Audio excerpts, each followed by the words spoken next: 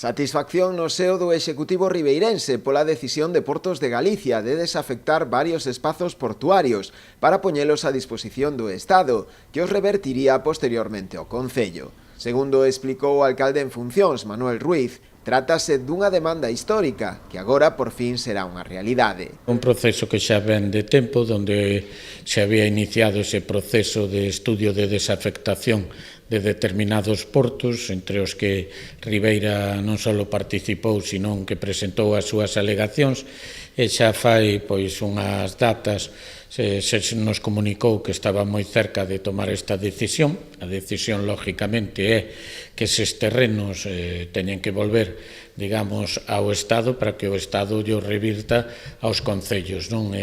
Xa hai un compromiso dos concellos de requerir eses terreos e, polo tanto, son todos aqueles que dentro xa do plan de portos, que eu creo que era un elemento indispensable para poder aprobar, pois xa viñan como terrenos que non necesariamente tiñan interés portuario, non? Así que espero que o procedimento sea rápido e o procedimento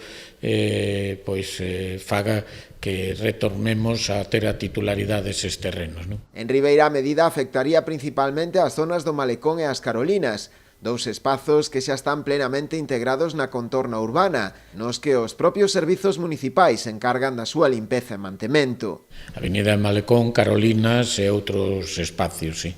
O entorno de onde estaba a estación de autobuses, un principio do que é o Paseo do Touro, é dicir, todos aqueles terrenos que no propio plan de usos do porto non viñan como de necesidades portuarias, non? E despois nos quedará, lóxicamente, supoño, por arreglar temas como do mercado e outros, pero basicamente eu creo que estaría solucionado o máis importante do que foron sempre as aspiracións deste Concello, non?